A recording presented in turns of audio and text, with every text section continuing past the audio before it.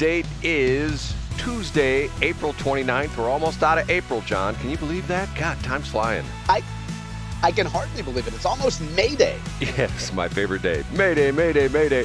Okay, that is John Combest. John Combest is this amazing guy that every single day of his life for the past 23 years, he's put together this incredible list of all the important stuff you should know that's going on in the state of Missouri. Nothing fancy, no graphics or anything like that, no fancy videos or anything like that. It's sort of like Web Point 1, just real basic stuff. And it loads fast.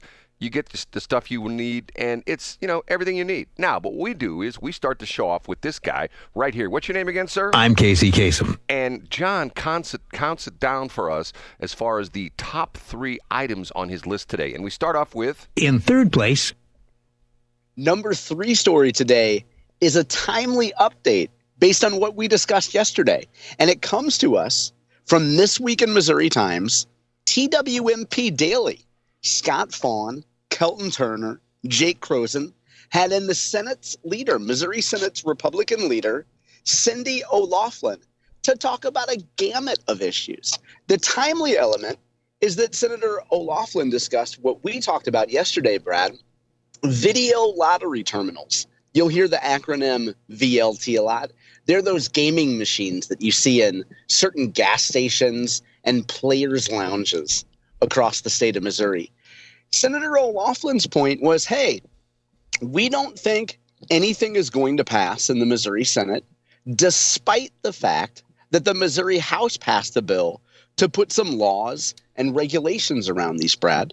Yesterday, you and I talked about the fact that brand new Franklin County Presiding Commissioner Dave Schatz last week signaled that he's probably going to try to start cracking down on these machines. And in fact, he's likely to either pause or in some way delay liquor licenses from establishments that have these VLTs, these video gaming machines. Cindy O'Laughlin brings up a good point, which is this legislation, to use my words, Brad, not Senator O'Loughlin's, is dead on arrival. Because at this point, you have no agreement between the people who want to regulate these machines and groups like casinos who don't want any competition to their slot machines. And then a final point, I think, that Scott Fawn made yesterday, which is interesting. And I mean, I think it's kind of the paradox of this whole issue, which is if you're the manufacturer of these machines and you sell them, your Torch Electronics, you kind of like the status quo, because the status quo, you're operating in that gray area. And in some respects, you could look at it as, well, Torch could make a little bit of money if they put some regulations around this. They could still sell some machines. But also there's a chance that Torch could lose money if they put some laws and regulations around this. So, as we get toward the end of session, Brad, every week that goes by, obviously there's less and less of a chance that certain legislation is going to pass. So if you're Torch Electronics, you probably want the clock to run out before legislators start fiddling with your machines. You get what I'm saying? John, I think that Dave Schatz is going at the wrong angle is with the liquor licenses. Yeah? What should he do, Brad? Well, John, I always have the right solution. You know that, don't you, John? You always love my solutions.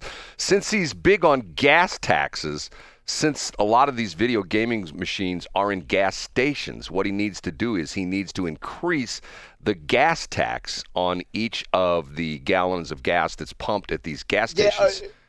Go ahead.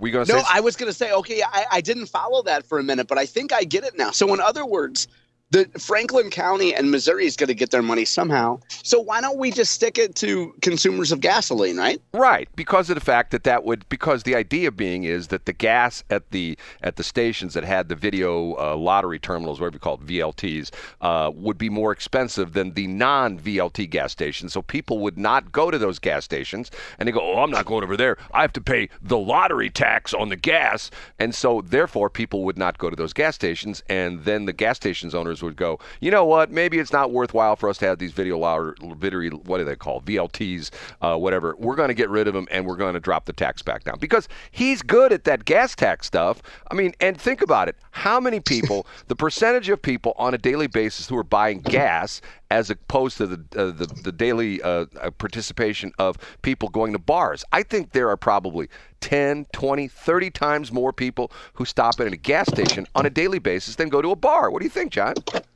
I think that's a great idea. And you know what? I think you could probably pair that with legislation. We'll do kind of a pair trade here where you could belong both that legislation and then also you could ban VLTs and BLTs because those could lead to obesity. Well, so you could add that to the junk food bill and you could ban VLTs and BLTs. But in the true Dave Schatz, way he does things, what you put a rider into that tax in Franklin County that if you submit your gas receipts for the last 10 years and showing that you did the video lottery terminal, and if you submitted that tax to the Republican Central Committee for vetting purposes, then you might be able to get your tax back. What do you think? I think that there's probably an opportunity in the future for you to sit down with Dave and work out your anger about this gas tax increase, Brad. And I think it's a good time for you to admit that you do more driving than the average listener.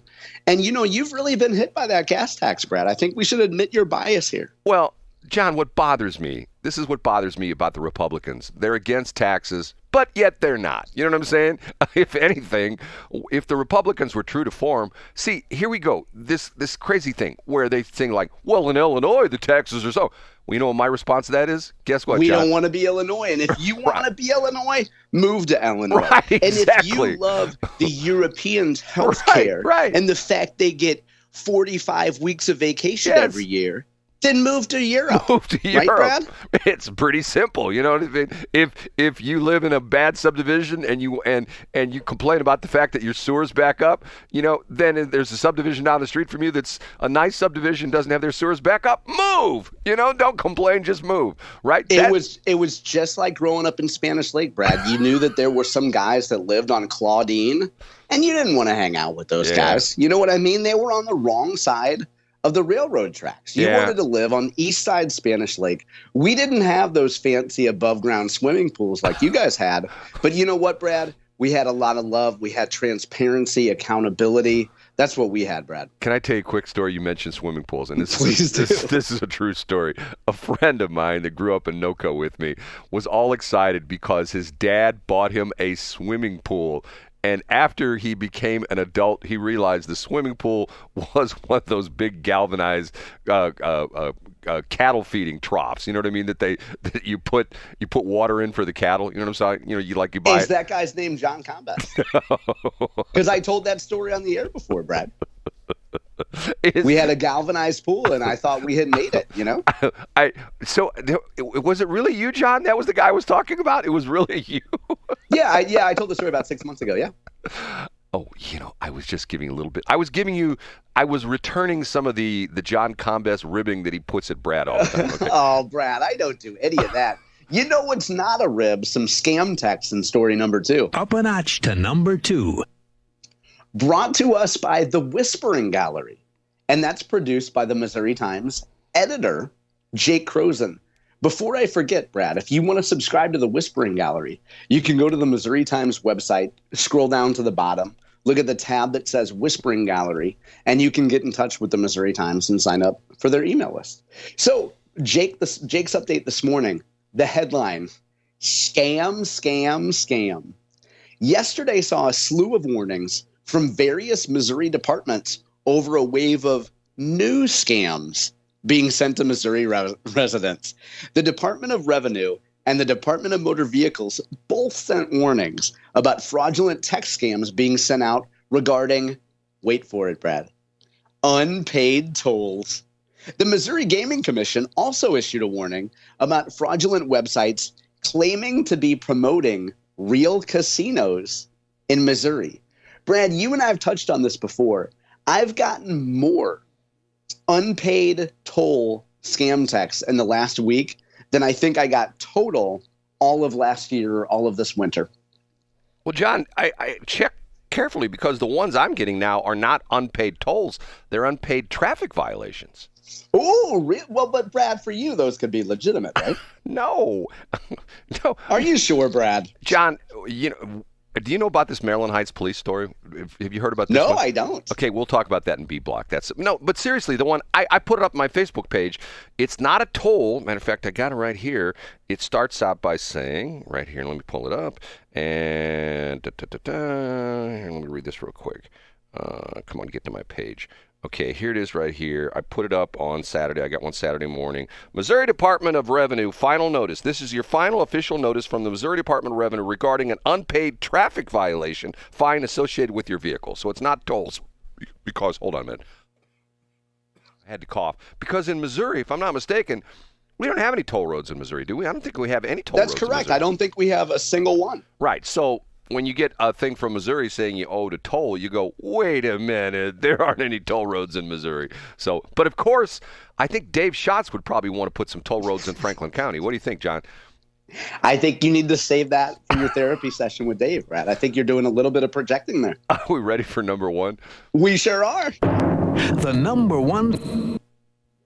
A headline from KSDK. That's Channel 5 in St. Louis. Feds consider relocation for Florissant homeowners amid radioactive tests. Now, as you know, Brad, the feds have been doing some testing in a neighborhood nearby what's known as Jana Elementary School. You know, there was a big crackdown around the Jana area, a little bit of a freak out, probably justifiably. And as we learned yesterday, Brad, that's different from P. Diddy's freak offs. A freak out is different. So, but I digress. There are 6 homes directly impacted on a street called Cades Cove Drive. On Monday, federal contractors were seen in front of a home with samples on a table. So to cut to the chase, Brad, a gentleman who's the commander of the St. Louis District Corps of Engineers, his name is Colonel Andy Pannier. He says that in a minimum, temporary relocations for the folks in those homes could happen as the construction efforts unfold. And later on in the story, when asked whether the homes could be bought out or even destroyed, Pannier responded, I think all of those things are being looked at. We don't have a definitive answer this time as we work through our headquarters on whether or not we have legal rights to all those houses. So to me, Brad, this seems like if you're if you're the Corps of Engineers, I'm guessing you probably have some kind of a working plan where you're going to have to eat the costs for all those homes and pay whatever fair market value is to relocate those folks. I'm guessing they're building that in. So the confounding factor to me seems to be, Brad, let's say they have 6 homes directly impacted on this one street. There's a whole heck of a lot more homes affected in North County than those 6 homes, wouldn't you say? Yeah, I was looking at this on the map, and first I thought to myself, okay, there's a fountain creek that's on one side of it. Yes, okay, I see where these houses, they back up to Coldwater Creek. I believe these are the houses that are relatively new. I think these were built like 15, 20 years ago, and I think this is one of the areas where they put, I'm looking at a picture right now, it doesn't look like that old of a home. It doesn't look like old North County kind of housing. I believe this is the one where they went in and they did some landfill.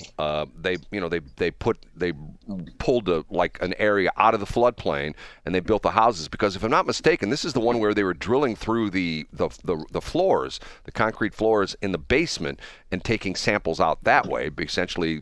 Yeah, that's right. You explained that a while back, Brad. That's right. I didn't know about that process, but you explained it to us. Yeah, because of the fact that the apparently is I've tried to do more research on this, because I remember the story on Channel 5 that the land was sort of low, and they, like they do in a lot of subdivisions, they brought in all the earth moving equipment and they brought it up like 10 feet, and then they built the houses there, so to the point where they're out of the floodplain, but yet they built the houses on top of fill that was on top of the floodplain where the Coldwater Creek had gotten out of his banks during high water situations and polluted the soil. And that's why they were drilling holes through the foundations or through the floors of the houses in the basement and pulling soil samples out there. There's some nice looking homes, John. I mean, very attractive looking homes. And it's like, God, this is sad. And I'm trying to look at, here's one right here, realtors.com. Wow. And Brad, for folks from the St. Louis area, what are the biggest cross streets that would be nearby there? So could you explain, like, if you were on Lindbergh Road? So for most of our listeners, they would know Lindbergh. If you went extremely north How would you get to this area? Well, it's not that far off of Lindbergh. Matter of fact, if you know where the Schnooks in Florissant is right there, matter of fact, these houses are behind there. Matter of fact, if you know where Loyola is and Borgia Lane and Gonzaga Lane, a lot of people know that area up there real well. If you know where the Schnooks Florissant is, this is right behind the Schnooks Florissant. Okay, that's a good land post there. And what would be a major cross street? Is that closer to one of the Halls ferries? Well, the traffic light there, I'm trying to look at the map. I'm trying to think what the traffic light there. Matter of fact, if you know where Deschênes Park is, these homes are immediately north of Deschênes Park. And matter of fact, if the houses are essentially between North Lindbergh and Graham Road, and if you know where Graham Road is up in that area there, it's right there. I mean, when I say these houses are off of Lindbergh, I'm looking at the map here. I would say maybe a quarter mile to the point. At this point, there would be sort of to the southeast of Lindbergh, because at that point in time, Lindbergh sort of runs from the southwest to the northeast. So it's right behind. Yeah, I get what you're saying. So would that be far from like the Cross Keys area, Brad? Oh yeah. It's a good 5-6 miles from Cross Keys. Oh, okay. I'm just trying to visualize exactly. Yeah, well, it's not that far. Matter of fact, if you go north in Lindbergh, let's say you get off 270, you go north in Lindbergh, you're in Hazelwood right there. You cross into Florissant, and you go probably no more than a mile north of the old Village Square Shopping Center. That's where this place is. I see exactly where you're talking about. Okay, good. So I think that's a good landmark just for folks who might not be as familiar with North County as you and I are. Yeah. And I didn't know exactly where this subdivision was either, Brad. Okay, so if you're going on 270, go north on Lindbergh, and you're probably about a mile north. Right. I'll send you, here's what I'll do. I'll send you the link on here. And what's interesting about it is, hold on a minute, where are you at? Where you're at right there. Here, I'll send it here. It's not that far, and the sad part of it is, like I said, here, I'll send you a picture of one of the houses. Matter of fact, you'll see it right there when I send you this thing. Take a look at your email. Yeah. Okay, your text. Did you get it? I did get it, yeah. Okay, you see the thumbnail of the house that's for sale on Cades Cove right there on Florissant? See that house? Yeah, I see it. Very nice looking house, don't you think? Yeah, for sure. And that is not an old town Florissant or an old Florissant home like back in the 40s, 50s, and 60s.